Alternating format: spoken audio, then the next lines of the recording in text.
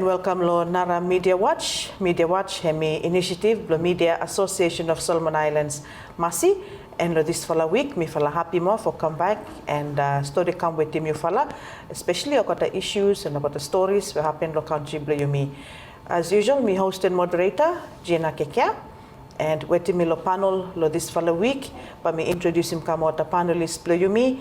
Where on my right we have Alfred Sasako, and then on my left hemi guest panelist blo me lo this fala episode blo Media Watch, Ruth Liloqula, who hemi blo Transparency Solomon Islands, where hemi now guest panelist blo me lo this fala program blo Media Watch for this week.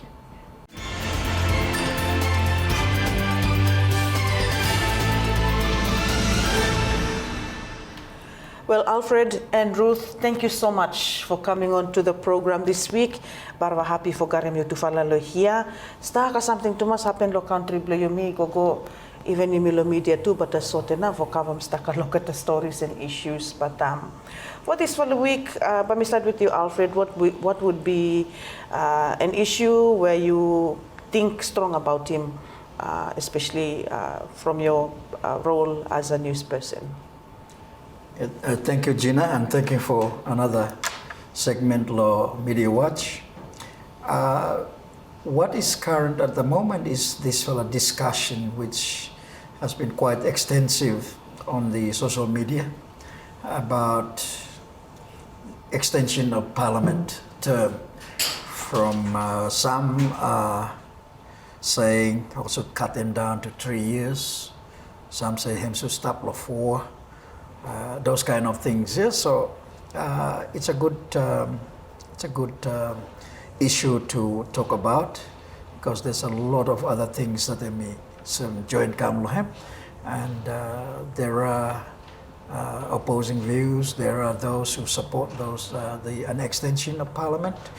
One not justification for it if we are to agree on that. Yeah. So. I think that's an issue that we need to talk about, and it's good that it's coming at least 2 years before the election. Yeah.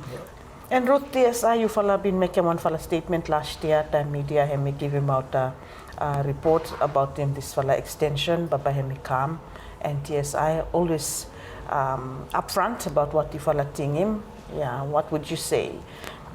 Yeah, I think the extension of Parliament is one of the single most important one that we should be talking about now and not when it is too late. And the other one, of course, is the increase of the Constituency Development Fund at a time when we have this economic crisis and health crisis in the country. So I think those are the two kind of most important topics that should be discussed not only by media but also by the public, that they should have their views on what's happening, especially given what we've seen with the economic stimulus package and other packages that were already released as a response to the state of emergency to COVID-19. Yeah, so Alfred, Ruth, hemi raised him some fala important issues, especially, so you mentioned him, this fala extension of Parliament, yeah? And I'm not too sure if you fala look him now, one fala recent comment where MP blo East Are him make him now this fala extension of Parliament, where him say that Prime Minister of Lolo Parliament, hemi assure him ogata that babai the process for him make him this fala extension now, or ogata babai make him. Hemi babai long one little bit, yeah. But then he cited some paper or documents where he said that already decision been made by cabinet. Alfred, you one where you once a former politician, now you come back to your role as a journalist. You know how these things work, especially having papers going through cabinet and then go through Parliament. The process which hem go this for a time, yeah. And the comments were being made by Peter Ken Laurier Jr. What do you say? Is it right that things may go awesome, or should a decision be made after all the consultations had been made? Law position below me or view below me, very short one. Personally, I do not see any justifiable reason for extending Parliament. Okay. one em na em hard for you to dream inside 4 years, where or the extend him go parliament before you may achieve him that objective. I mean, to me, it's not justifiable. Yeah, it's if there are justifiable reasons, it's reasons that we know nothing about as yet. And I think if the government is a responsible representative of the people or people's interest, then they should explain those things. Why now necessary to extend parliament? To me, the time of 4 years is long enough. I think what is, in my view, lacking at the moment is the fact that when people got elected to parliament, they don't seem to see the bearings or what am now they are going in there for. Yeah. They don't see themselves as lawmakers.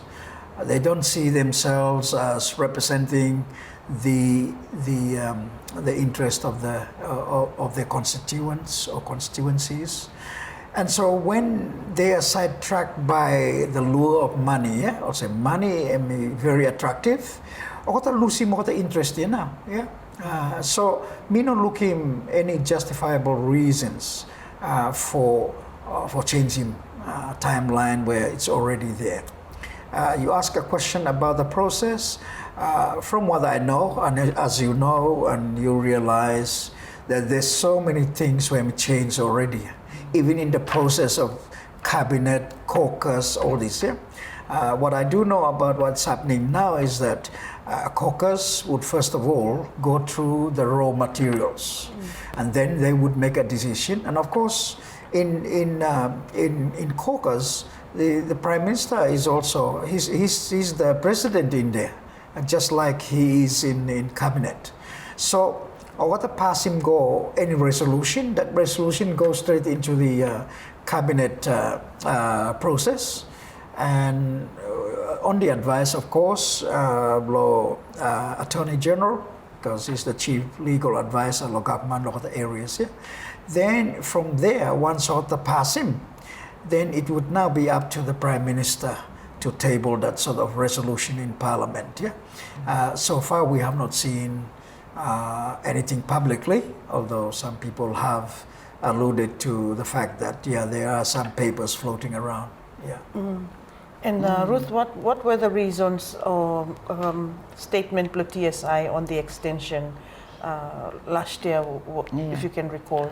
I think last year's extension, as we know it, is the intent to extend the life of the parliament because we have the South Pacific Games and they wouldn't have enough money to run the election as well. Now, this to Transparency Solomon Islands is unjustifiable.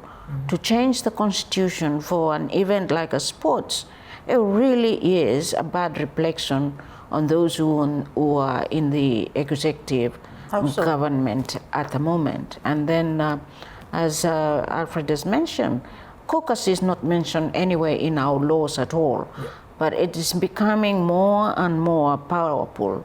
So I think the best for them to first and look at how now by this caucus to legislate it so that there is some limitation as to what they can do and what they cannot do.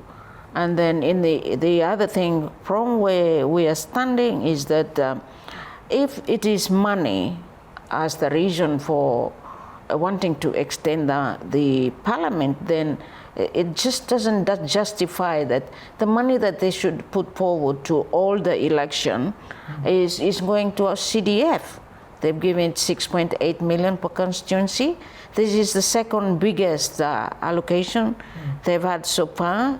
The highest was 7 million in 2016-17. So it's really is not justifiable. And the other thing is that they are representatives of the people. That's right. And this is a constitutional matter.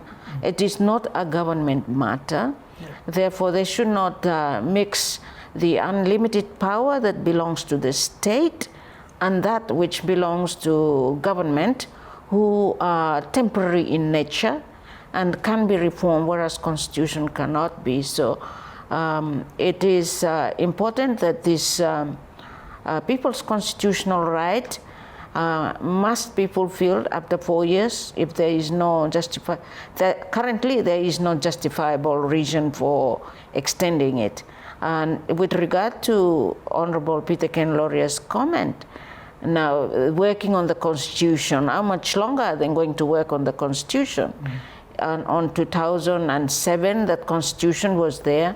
The people who are working on it have completed it. Yeah. So 2007 to now 2021, that's long enough for people to know that the government, whichever government is in position, they're not really interested in this constitutional reform, and they should come out clear as to the reason why they are not interested in it, and they should not be using it as an excuse to extend the parliament. Now, in this country, every 4 years we hold this national general election, and it is the most single important event that we hold in the country, and it is a time when we, the people of Solomon Island, decide who will give our entrusted power to make decision for us to form the government in the next 4 years.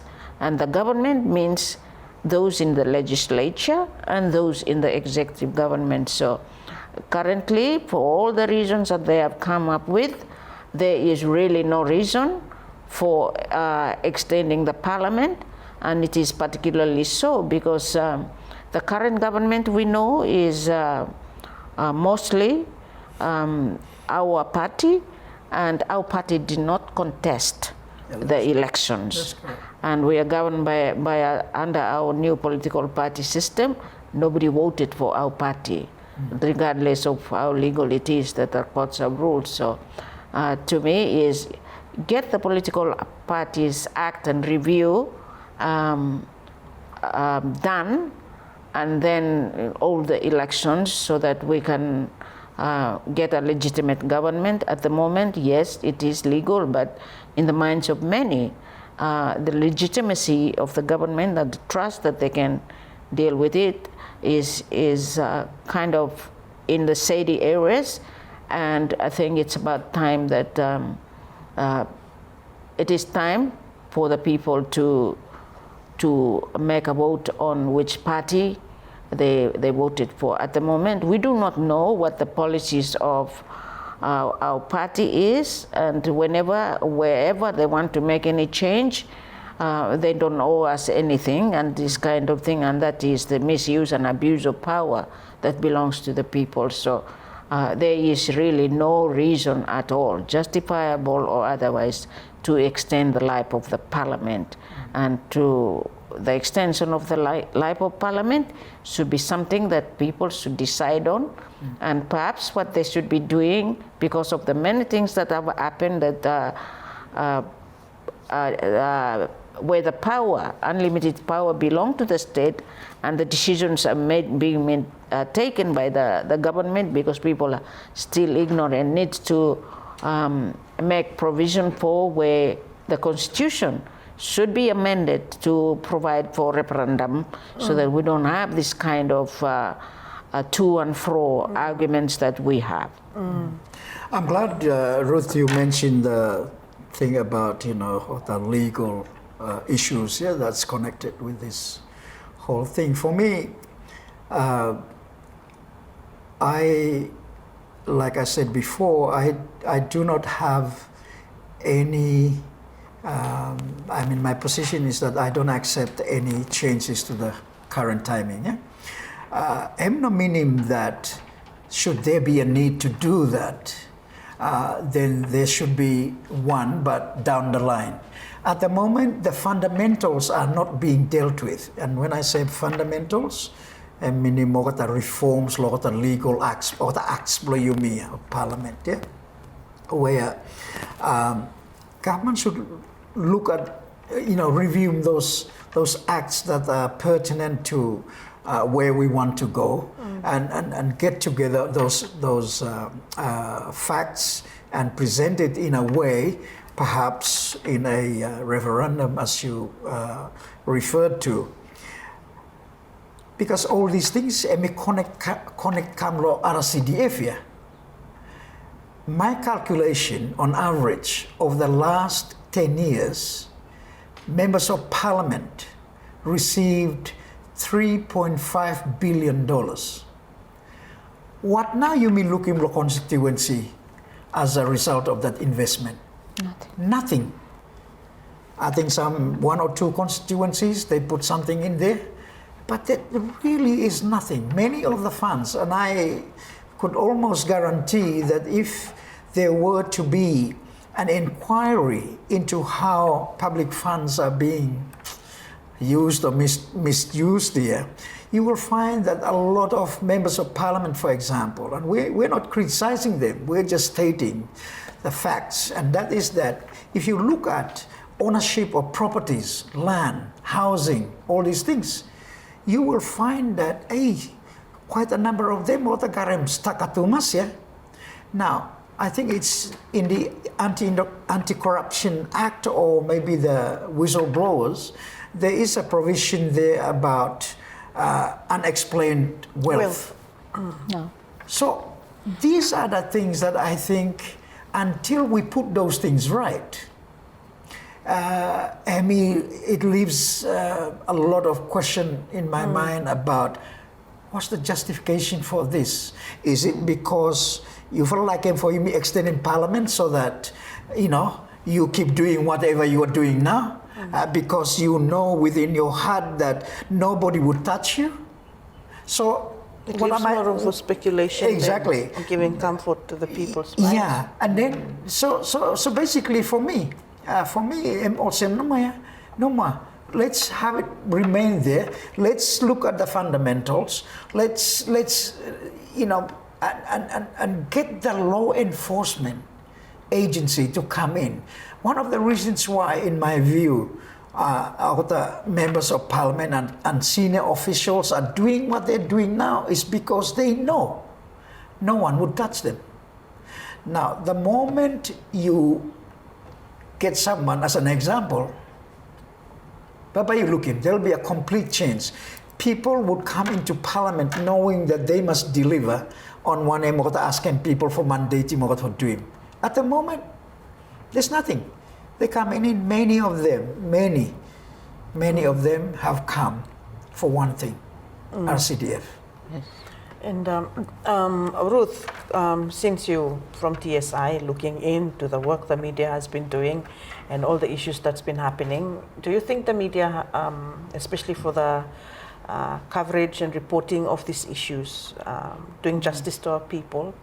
Yes, you're doing justice in raising it, but there is no sustained pressure and maintenance of that, and there is no digging deep into what is going on. We have a lot of information about them, for example, RCDF, yeah?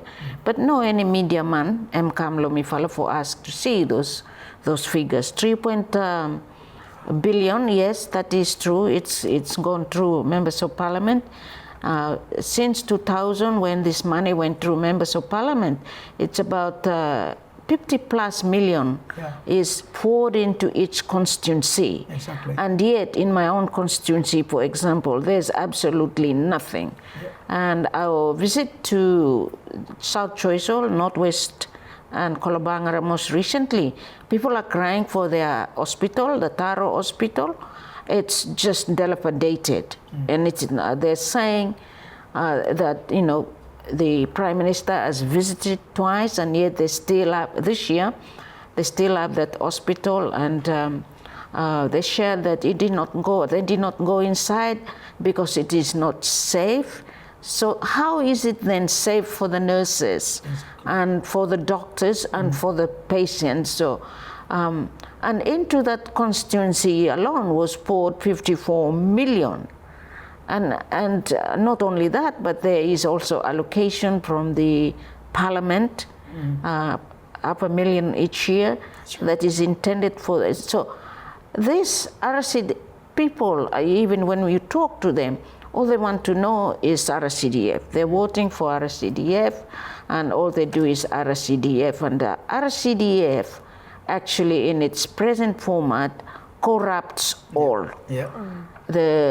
Whoever is elected to be people's representative, the people, the government system, and everyone. Yeah. So this is what RCDF has done to this country. There needs to be more work done of all the provinces that we've been to and all the constituencies we visited.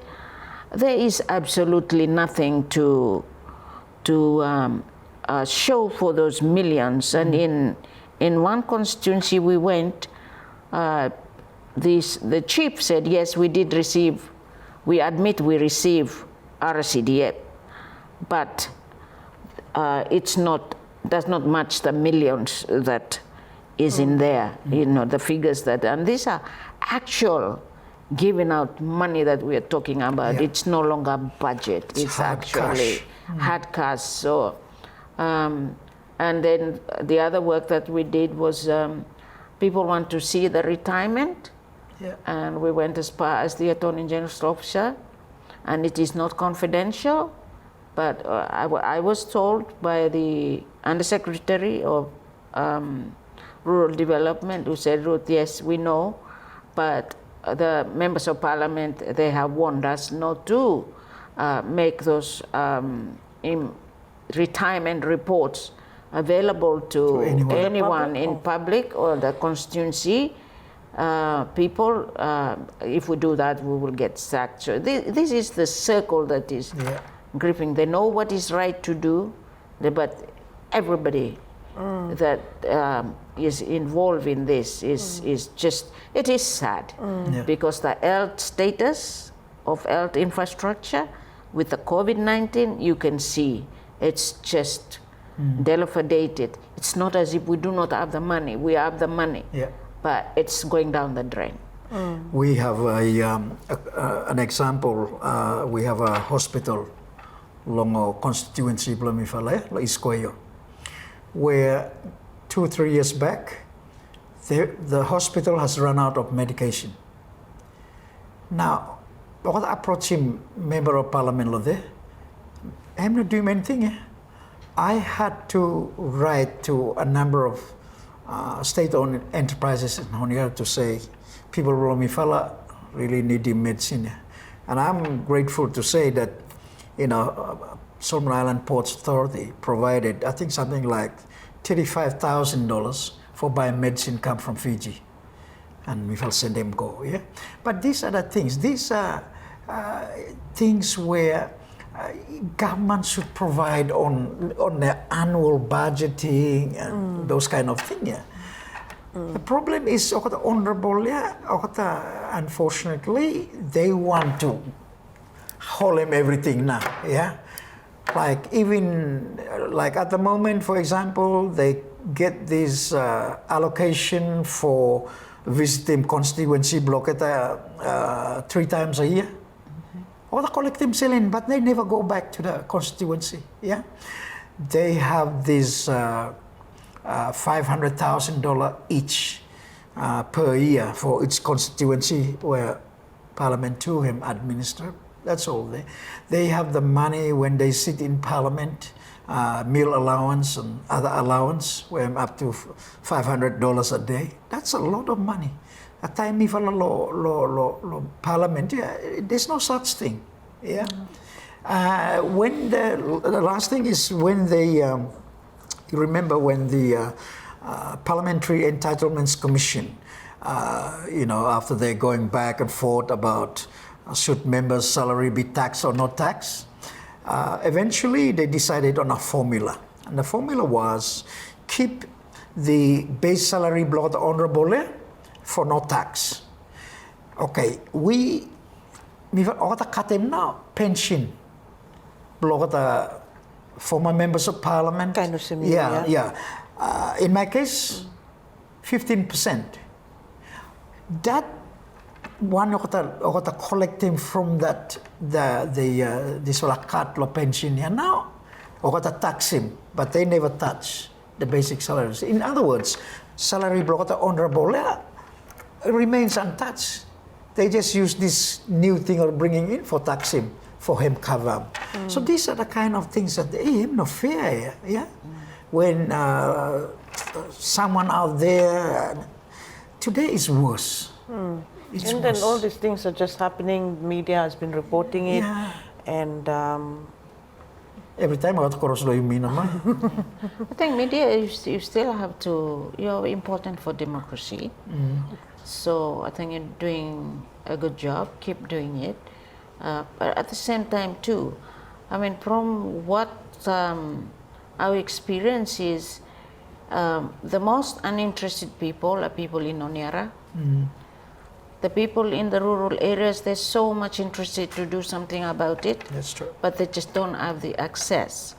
For example, they witness corruption during the election, but the 42,000 deposit required by the court just puts them outside of the access to justice. So, and these are the roles and responsibilities of anyone who became member of parliament to come up with legislations that afford them, for giving people affordable fees, especially to do with the election. And of course, when you look at it with the Electoral Act, they need to act on it, voting out of constituency.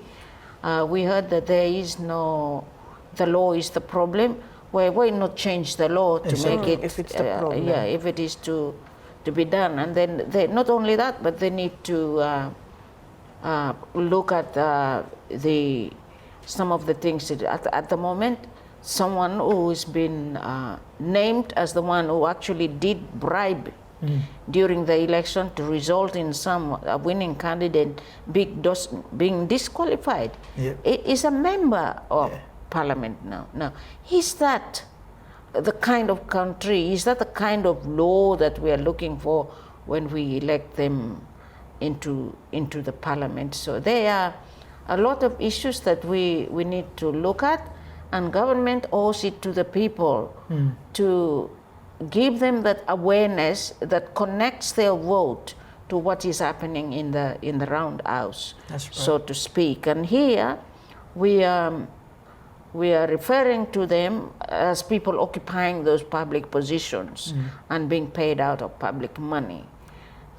Because every time some people, when a comment is made, they take it personally. No, nobody would be interested in them if they were not occupying those positions of power. So they should be manning up, or should accept them that being in those positions will also attract criticisms and people, because we are democratic society, will have suggestions. In other Treasure province, we noticed something that the provincial government is doing, in that they have the ward grant. The members of provincial government in Choiseul do not touch the ward grant. That ward grant is actually, it's planning how it should be spent. It's done by a ward committee elected by the ward themselves, and they sing the praises of how this has worked for them. Finally, they're looking at their schools, very little money, of course, schools, clinics, and water supplies, and sanitation. I think lately the media carried one of those reports. And now this is a system. The PCDF works. Why don't we, if we really need to do something in the rural area, do that in the constituencies, to speak, to look at that system. I think the members of provincial government are showing the kind of leadership that we need from the national leaders. So there are systems there that work. If we are to continue with this RCDF that corrupts all, then look at some of these systems that are performing. Okay, well, we've come to the end of the program. Before you may wind up, Alfred, just a final, anything you'd like to say before we end our program, and then I'll come to you, Ruth, for your final comments. Basically, to say that now is not the time to extend the life of Parliament. there's so much underlying issues that need to be sorted out before we look at the possibility of extending the life of Parliament. Thank you, Alfred. And for you, Ruth? I would agree totally with what Alfred said on the extension of Parliament, and I would also add that now is not the time to increase the CDM. It is the time to look at doing something about our health facilities and putting aside some money so that money would be no excuse for the holding of general election come 2023. Thank you, Thomas. And there you go. Hem now to vala panelist play MASI Media Watch for this week. Alfred Sasako, wetim Ruth Liloqula, who hemi guest panelist play me, and Ruth hemi wetim Transparency Solomon Islands. And me, moderator and host play program, Gina Kekea. Thank you, Thomas, for watching Come Media Watch, and we hope you enjoy come discussion where been shared between Alfred and Ruth.